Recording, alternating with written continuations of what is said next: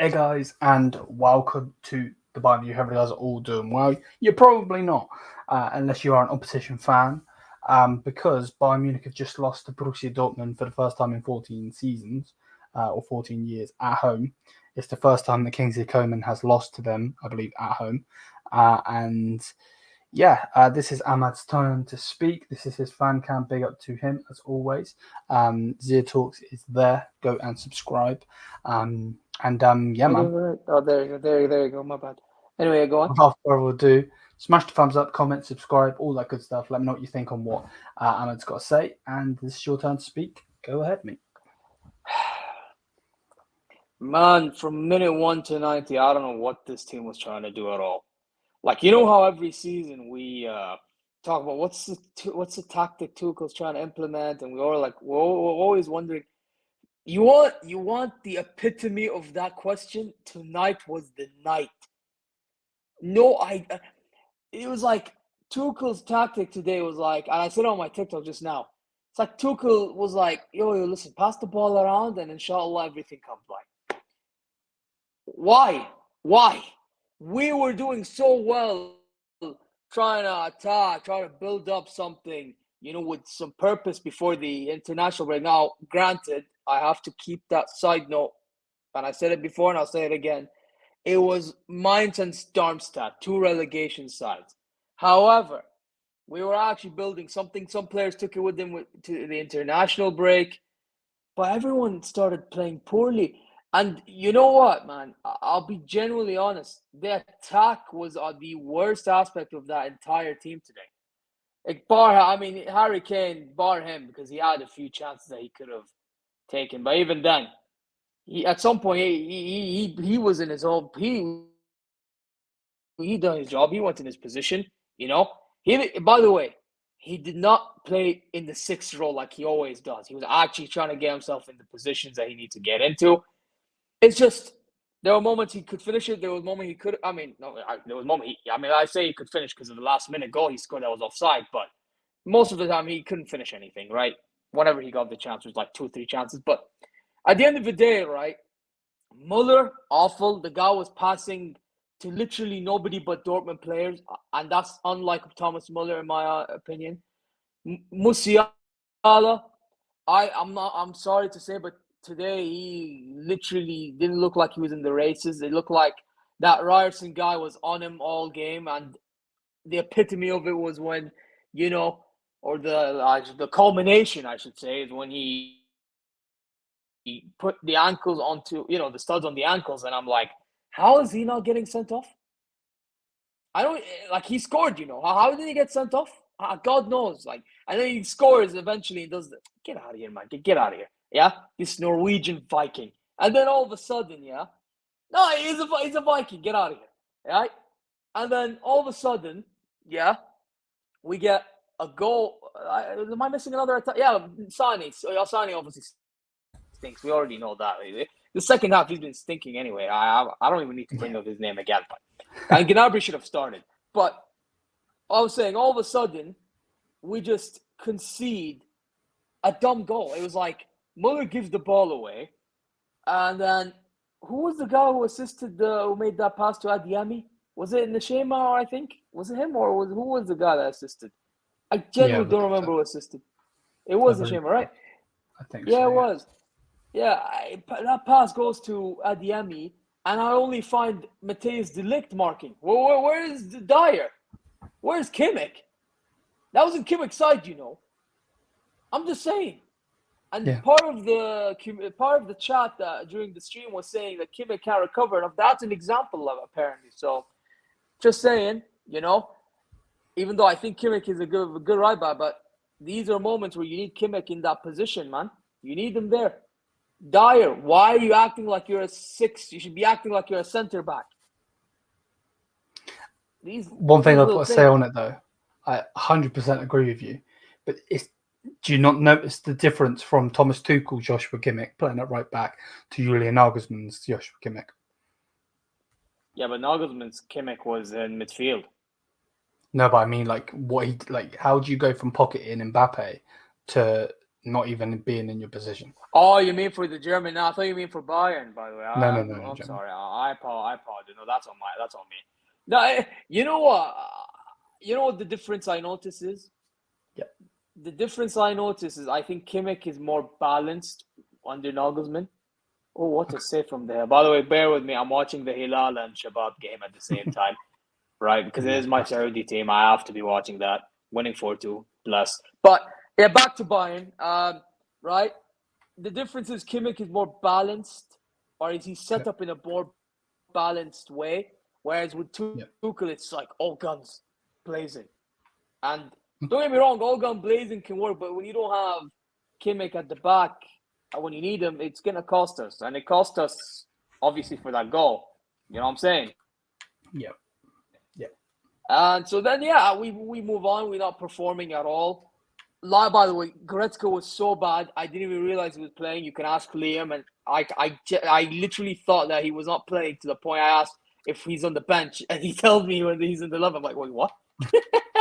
So that explains how bad Goretzka was. Yeah. And Liam, you brought up a point in the stream.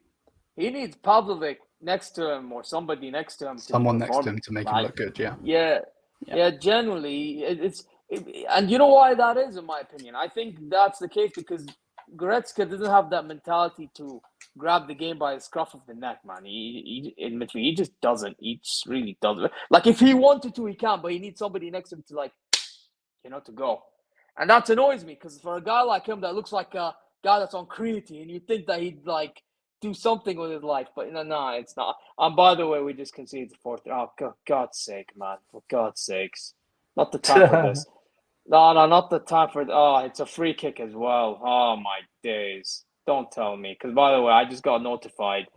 Well, I'm sorry, you guys. I know we can keep recording, but 1 second. The free kick is on my screen. Just 1 second.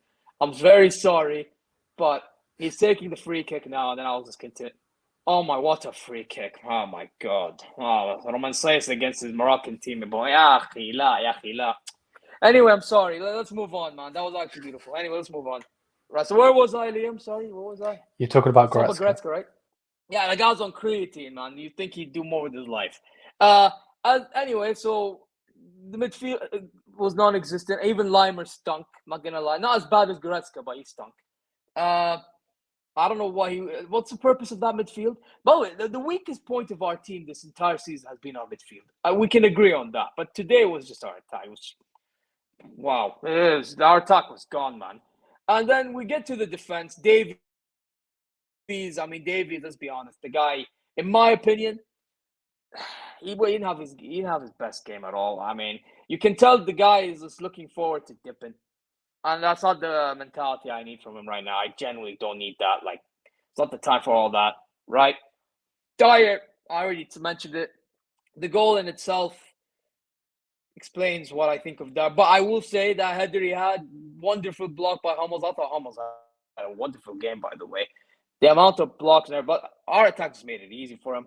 De Ligt, I thought, you know what? With De Ligt, he performed badly, but I feel bad for him, man, because De Ligt is, man, imagine if Kim Min-jae or at least Upamecano next to him. At least. And I'm saying at least. Because, man, Dyer absolutely left this guy on his own all game. All game. Yeah, whenever Dortmund had counters, all game he's been left on his own. That's not good enough, bro. That's not good enough. And then you have, who was our right back, man? Kimmich again. We already talked about Kimmich. He was literally off position at times, and that kind of cost him. But you know what? His overall build-up play, creating certain chances, like the cross he gave for Harry Kane, some of them, fair play to him. I'm not going to overly criticize him. But again, not good enough for our standards. Let's be honest, not good enough. You know what I'm saying? And then in terms of our subs, we had Kingsley Coman. Not bad cameo for a guy that just came back from, injury. Gnabry, I didn't see much of him. But by that, you know what I mean?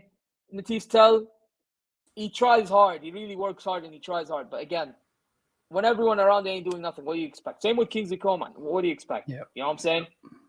It's tough, man. And Mazraoui came on. I have to say, that cross for Harry Kane's goal that was given offside, unfortunately. That was a beautiful cross from Mazraoui. Sahari.